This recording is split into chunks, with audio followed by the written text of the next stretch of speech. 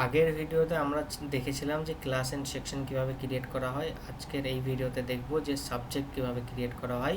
আপনি যদি কোনো কিছু অ্যাড করে থাকেন তাহলে এটা এখানে ডিসপ্লে করাবে, এখান থেকে আপনি সেটাকে অ্যাড করতে পারেন। এখানে একাডেমিক ইয়ার সিলেক্ট করবেন, কোন একাডেমিক ইয়ারের আন্ডারে আপনি সাবজেক্ট রাখতে চান, আর এখান থেকে কোন ক্লাসের আন্ডারে আপনি সেটাকে করতে চান। এখান থেকে আপনি সাবজেক্ট অ্যাড করতে পারবেন। তারপর এখান থেকে আপনি সেই সাবজেক্টটাকে এডিট করতে পারবেন। যদি কোনো সাবজেক্ট আপনার থেকে থাকে সেগুলোকে এডিট করা যাবে, এখান থেকে আপনি ডিলিট করতে পারবেন। এখান থেকে আপনার সাবজেক্ট রিলেটেড জিনিসটাকে বেরিয়ে যাবে। তারপরে চলে আসলো পিরিয়ড সেট আপ। এটা টাইম টেবিল সেট আপ। একটা স্কুলের আন্ডারে যেমন স্কুল পিরিয়ড হয়, তারপরে পিরিয়ড 1, পিরিয়ড 2, পিরিয়ড 3, তারপরে 4 নম্বর পিরিয়ডের পর অনেক সময় টিফিন থাকে। তো সেই সব টাইমগুলো আপনি কত টাইম থেকে কতর ভিতরে আছে সেটা এখানে কনফিগারেশনগুলো করতে পারবেন। এই অ্যাড পিরিয়ডে গিয়ে আপনি এখান থেকে একাডেমিক ইয়ার হয়তো সিলেক্ট করলেন, তারপরে কোন ক্লাস থেকে কোন ক্লাস আপনি রাখতে চান সেগুলো এখান থেকে আপনার চেক করা যাবে। এখান থেকে আপনি সমস্ত কিছু পেয়ে যাবেন এখান থেকে।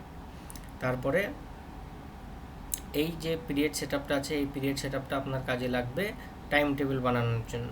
তারপরে হলিডে সেট আপ, আপনি এখান থেকে কোনো কিছু হলিডে যেটা আপনার এই একাডেমিক ক্যালেন্ডার ডিসপ্লে করাবে এখানে, সেটা আপনি এখান থেকে করতে পারবেন।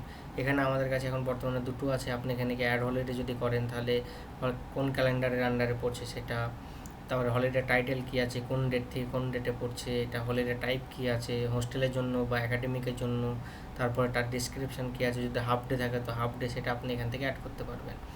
উইকলি অফ যদি থাকে এইটা কাজে লাগবে আপনার টাইম টেবিল বানানোর জন্য। উইকলি অফ যেমন সানডে বোথ, এটা সব জায়গাতেই অফ থাকে, এই জন্য উইকলি অফ আমরা সানডে রেখেছি। আপনি এখান থেকে যেটা আপনার উইকলি অফ থাকবে সেটা আপনি এখান থেকে করতে পারবেন। তারপরে হলো ইভেন্ট সেট আপ, কোনো কিছু স্কুলের আন্ডারে কোনো কিছু ইভেন্ট যদি থাকে সেগুলো আপনি এখান থেকে কনফিগারেশনগুলো করতে পারবেন। এখান থেকে অ্যাড ইভেন্ট করলে সমস্ত রকমের ডিটেলস আপনি এখান থেকে পেয়ে যাবেন। Event title, start date, end date and description. Special working day, কোনো সময় গার্জেন মিটিং হয়ে গেলো, প্যারেন্ট মিটিং হয়ে গেলো, সেসব জায়গাতে অ্যানুয়াল ডে যেমন একটা স্পেশাল ওয়ার্কিং ডে থেকে গেলো, সেসব জিনিসগুলো আপনি এখান থেকে কনফিগারেশন করতে পারবেন। আর এই সমস্ত কিছু কনফিগারেশন করার পরে holiday set up and event set up configuration করার পরে আপনি এখানে গিয়ে একাডেমিক ক্যালেন্ডার দেখতে পাবেন।